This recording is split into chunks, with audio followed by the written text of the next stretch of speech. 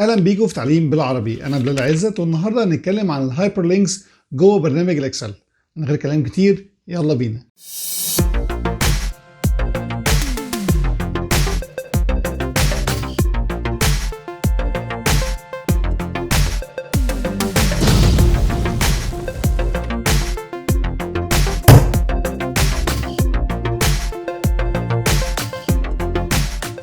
اهلا بيكم مره ثانيه. المره اللي فاتت اتكلمنا على السبارك لاينز، واتكلمنا ازاي هي مهمه في اللي انت ممكن تدمجها جوه التيبل، وكمان ممكن تستفاد بيها بدل التشارتس اللي انت توضح حاجه معينه.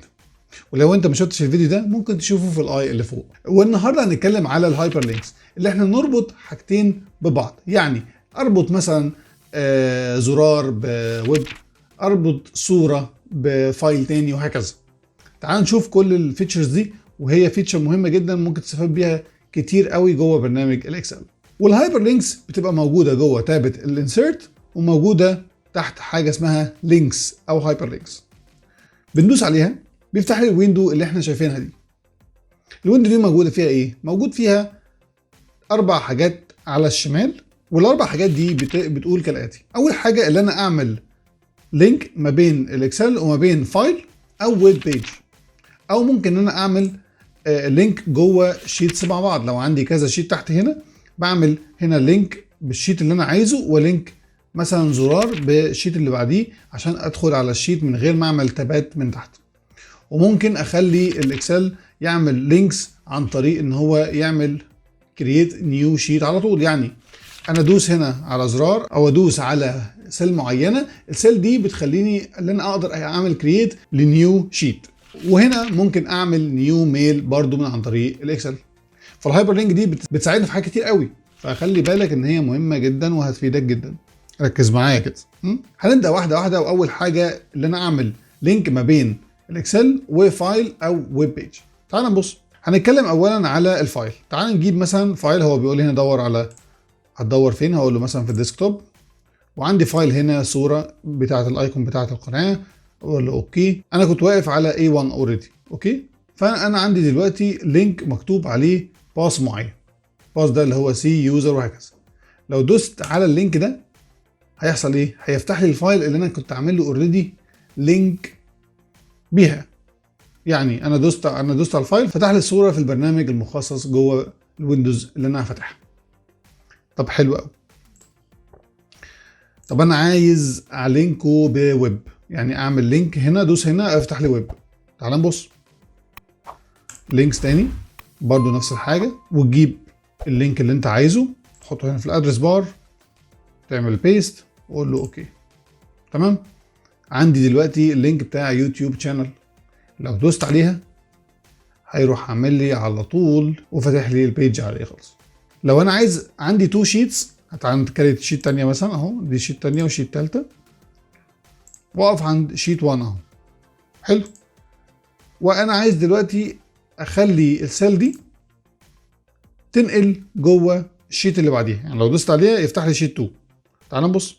تعال نكتب مثلا شيت 2 اهو، شيت 2، واقف عليها والهايبر لينك. في الحاله دي بختار حاجه اسمها place in this document، هدوس عليها واختار شيت 2 اللي انا عايزها. بيفتح لي هو ايه؟ بيفتح لي كل حاجه. هدوس على شيت 2 واقول له ايه؟ اوكي. كويس جدا. ادوس على شيت 2 هيفتح لي شيت 2 على طول. طب انا عايز ارجع لشيت 1 تاني، برضو بزرار. لو حطيت هنا مثلا باك، وقفت هنا واقول له هايبر لينك لشيت 1، واقول له كده اهو، شيت 2 شيت 1 شيت 2 شيت 1 وهكذا. موضوع سهل خالص. طب كويس. لو انا عايز ابعت ميل من برنامج الاكسل على طول عن طريق دوسه واحده بس، هعملها ازاي؟ تعال نبص. هنا لينك ايميل ادرس، وهيقول لي هنا اول حاجه اكتب الايميل ادرس اللي انت عايزه. فانا هكتب مثلا x@gmail.com مثلا. انا هبعت ل x.gmail.com. والسبجكت اللي انا عايزها، لو انا عايز احط سبجكت اساسيه مثلا create a work book. تمام. واقول له اوكي. هو كده كريته لي. انا لما ادوس هنا هيفتح لي البرنامج بتاعي ويقول لي ابعت منه. انا دوست عليه اهو فتح لي، واقدر اكتب على طول الايميل وادوس سند، ويبقى كده ايه تمام بالتمام.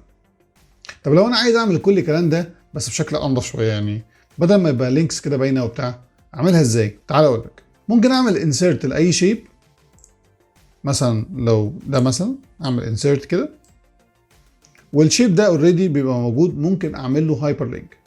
بعمل رايت كليك عليه واعمل لينك او هايبر لينك، بيفتح لي نفس الحاجه بالظبط، وانا اقدر اعمل فيها كل حاجه. يعني مثلا نعمله لينك بالصوره، اقول له مثلا اهو صوره اهو، ولو دوست عليه يفتح لي الصوره عادي، وممكن اكتب عليه كمان اهو واكبرها كمان وكل حاجه، وادوس كده فتح لي الصوره. انا ممكن اشيل ده واخليه اديت، مثلا اعمل اديت لينك واخليه مثلا ويب بيج، اخليه مثلا جوجل، واقول اوكي واكتب هنا جوجل،